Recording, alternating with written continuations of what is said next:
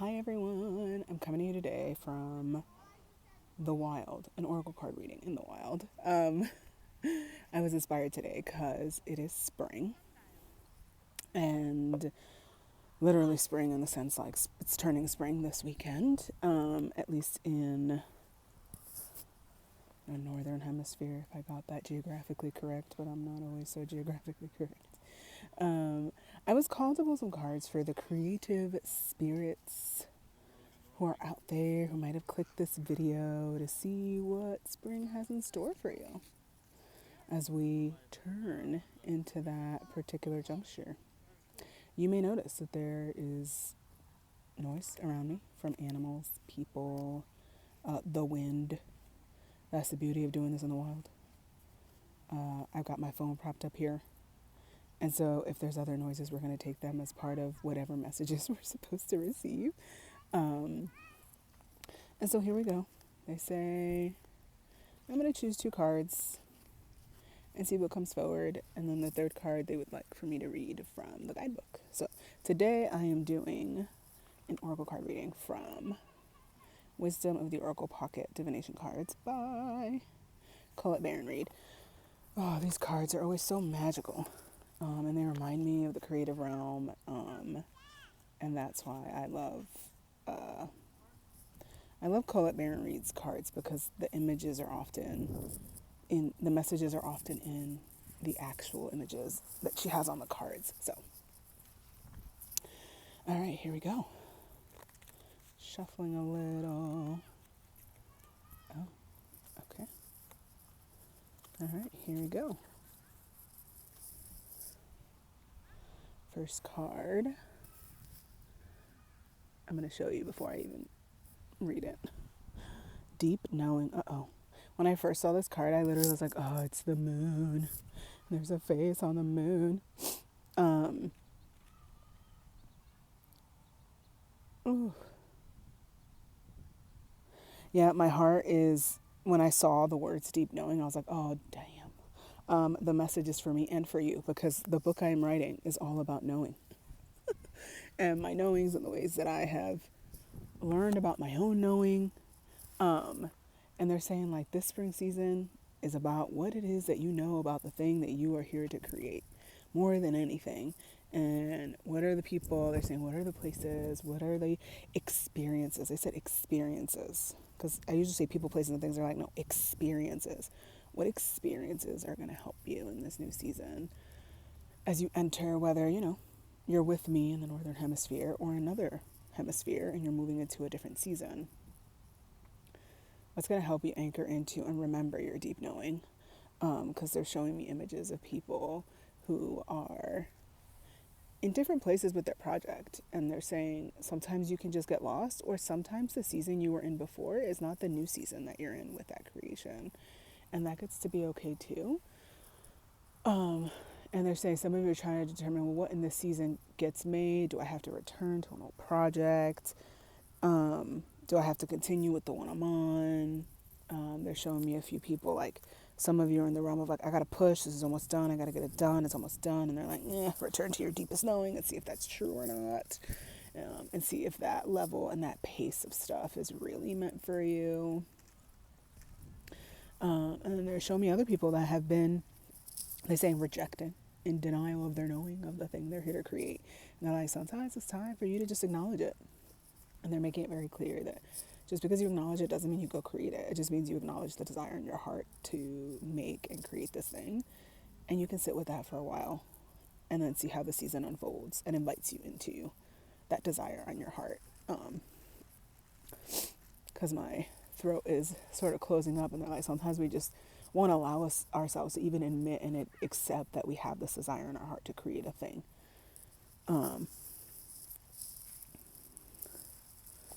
And they're asking me to share an example too from my life. So I've taken quite a few different experiences, learning journeys with different mentors about energy and about spiritual work. And there's a part of me that knows I'm here to create something and co-create something and build something with the creative force of our universe and with others. But it's not time for that yet.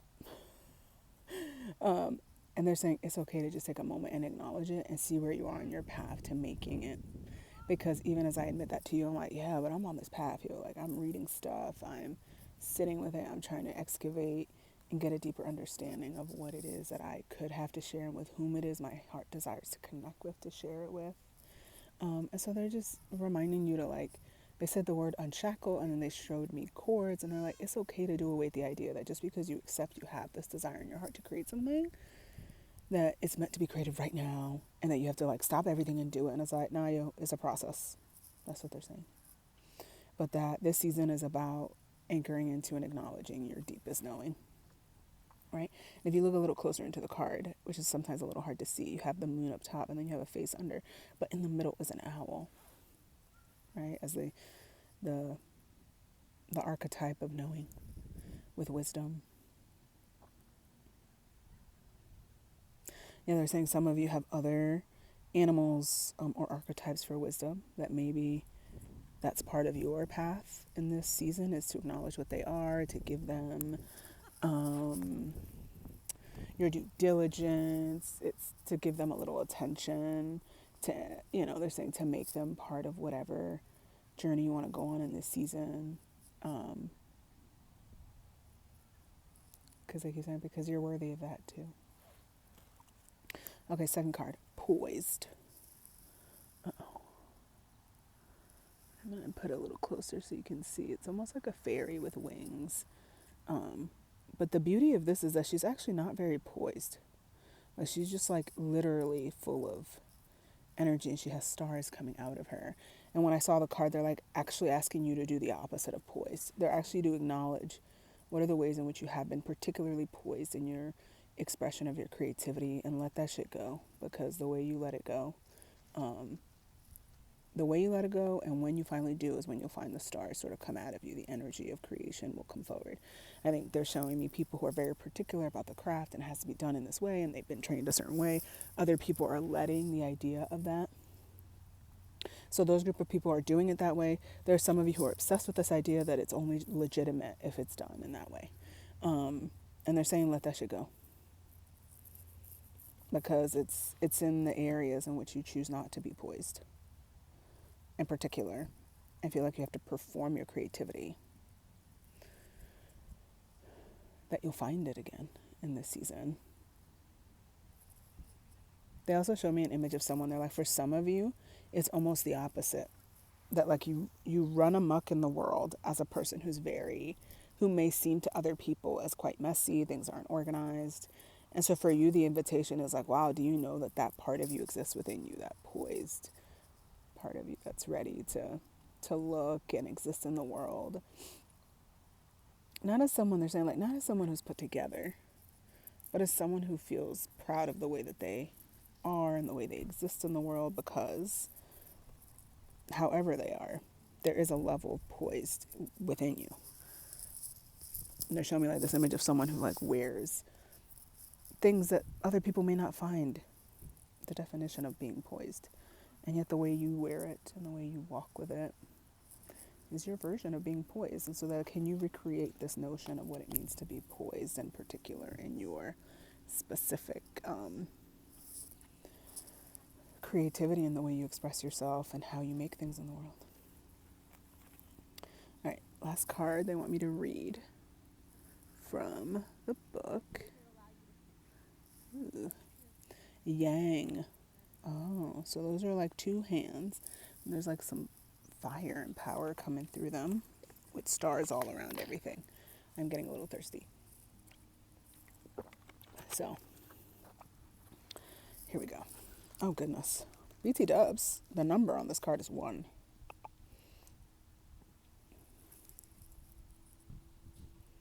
Yeah, and they just said sometimes 1 feels like the beginning. But in this case, because the weather's back, sometimes people believe, like the nice weather's back, sometimes people believe like this is where it begins, because we finally see the blossoming and the blooming of something that's been underground. But that really,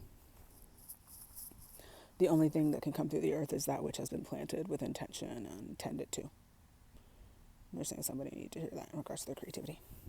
Yang, essential meanings. The masculine principle of movement and creative activity. The power to make things happen, taking action. The Oracle's message: Yang represents the power of action, the energies that propel the world forward, and manifesting thought and desire into concrete form. Now is the perfect time to act, for you can easily build momentum and make headway. What you want will come to fruition if you proceed confidently. This card signifies new life and is a sure sign that obstacles have been overcome. There is no reason to hesitate. You are the shaper of your destiny now. And then there's always a prosperity. There's a couple other types of messages, but the one I like to read is the prosperity message. So I'm going to read that. Prosperity message: projects, partnerships, and all matters relating to your business are out of the obstacle phase and on to the make it happen phase. Uh-oh. Now is the time to stake your claim and get things done. While you can expect to be busier than usual, this card tells you that you have all the energy and vitality you need to accomplish your goals. Abundance is waiting for you to claim it. Whoa, whoa, whoa, whoa, whoa, whoa, whoa. So they show me an image of a flower in a field. And they said, sometimes the only way the flower can be witnessed in all its beauty and its glory is if someone takes it and plucks it and acknowledges that. And that there's something that you have to acknowledge in your creative practice and your creative expression that is asking for you to finally begin to pluck from the earth that which you have been tending and caring for a while, because it's been a minute. And they're saying, like, all that noise with the dogs around me, if you even hear them, is like what it's like in life. Like, there's always distraction that keeps you from seeing that you're already past the obstacle that you initially had in front of you. And so now you're worried about some other obstacle. And the noise of the world will have you thinking, right, that like you actually haven't passed the previous obstacle, but you already have, but you're already obsessed with the next obstacle, right? And they're like, that's not how creativity gets brewed. It's just not how creativity gets nurtured. And the dog continues. And so they're saying it'll be there. It'll always be there. This question of what may distract you from the truth of what your creativity is here to do for yourself, for the world, for the people you love. All right. They said they want me to end with an angel card. So I brought with me, because I'm not at home, I brought with me Calgary's, the 22 Archangels Oracle. It's like my smallest angel oracle card deck. Ooh. I love this deck. Mainly because it's so small. So there's only so many angels. But they're saying they want to send us home with a message from an aligned archangel guide that's coming through. They're telling me to stop. I'm going back and forth. Okay, let's see, there might be two messages. Okay, first one, hope. Authentic reclamation is time to call back all the lost parts of yourself. So they're saying that the change in season makes it so that there is an opening. So that there's more light. So now you can see it all. So now it's time to see what you've left behind, what you lost, and be able to take it back to yourself, right? Because in the new season, when you're in a new place, the days are longer. There's a question of what has been hidden before. And now your job as a creative is to be like, where to go? I didn't even know it was hidden because you were walking in darkness, right? They're saying like the previous season was one of like hibernating and being in darkness. So you didn't really see everything. You just had what was necessary. And they're saying now you need to make sure to look around you now that there's more light. Now that you're in a different season with your creativity, it's like, what have you lost? What have you left behind? And they're saying some of you have left behind your heart for creating, and it's time to go get it. Like they're showing me, sometimes I have no idea what's even being come through me. So they show me this vision of like a heart behind me, and they're like, are you going to like go? Are you going to go acknowledge it, see it, be with it? Consider its function in the way that you create and how you create and why you create, because the heart is where you're going to find the path forward. They're saying that's it. One more card, they said. Raquel, waves of healing. Be open and vulnerable, as this will initiate healing and harmonious resolution. So they're saying the more light there is, the more you see. And so the more you see, they're showing me like a room. You see how much is in disarray and how much has to be sort of, they're saying like, put back together because it's been torn asunder. That some of you are on this path with creativity that they're saying like somehow, they're saying that some of you do things in your everyday life that sort of feel as though you're compromising your creativity.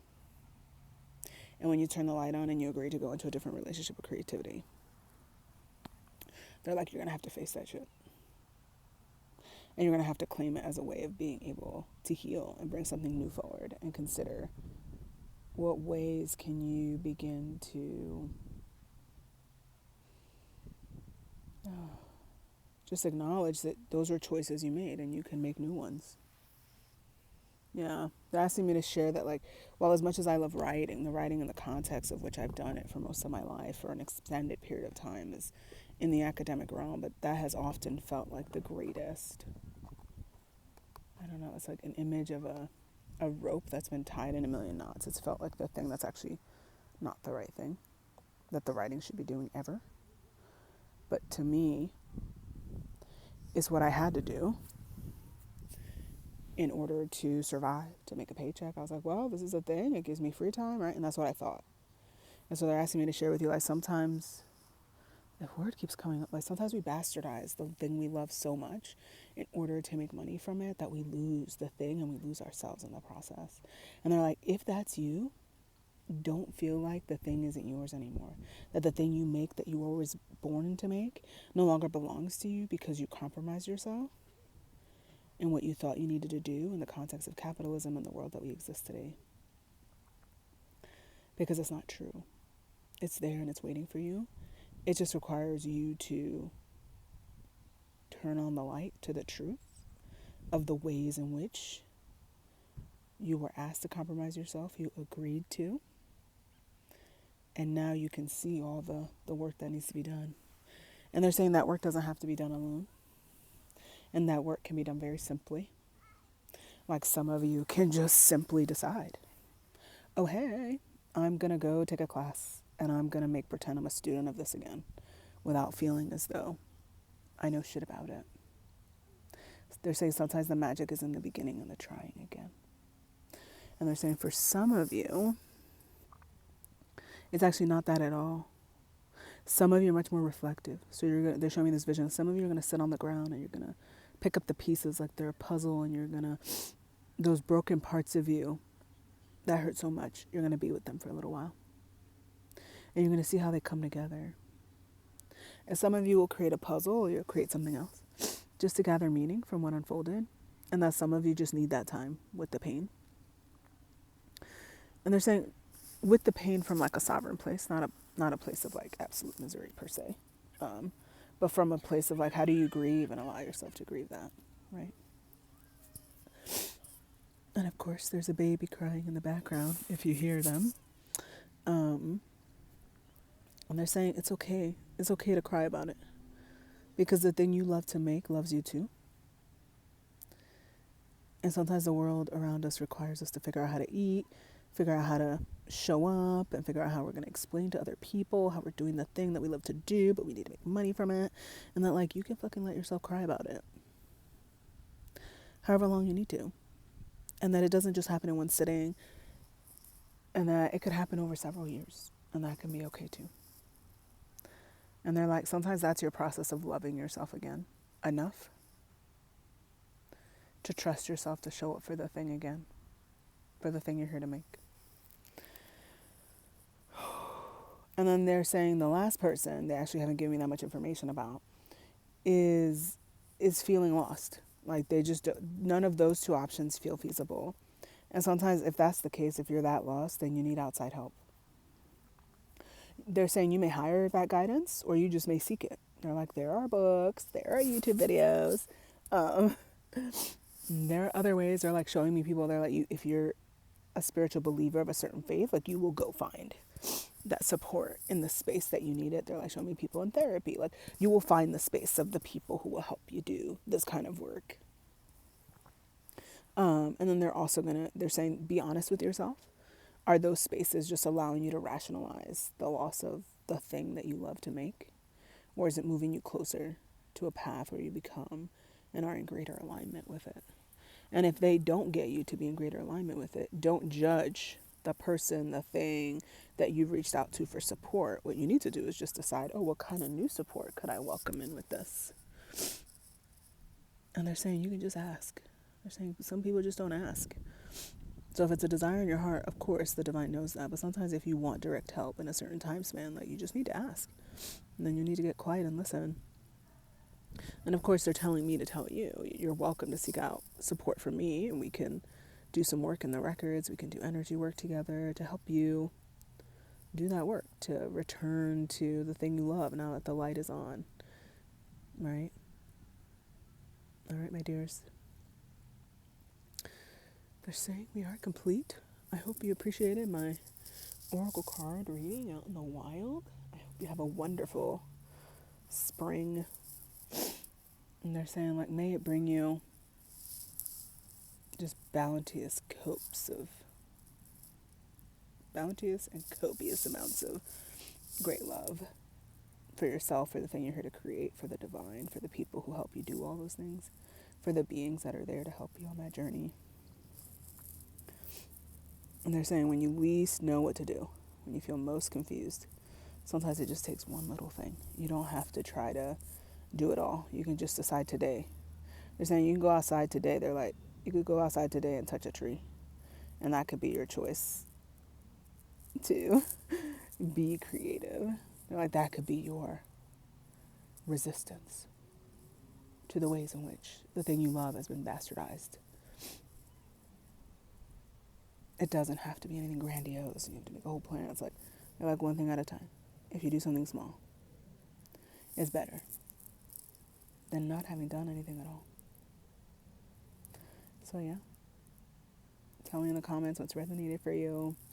If you love these out in the wild oracle card readings, let me know. I've been debating doing more in the car, just getting out of the house, because sometimes it just has a different kind of energy. Let me know in the comments. And of course, if you want support with this, Sacred Thresholds is the work I do with folks. The link is down there in the description of this video. I would love to support you, and I'll see you next time.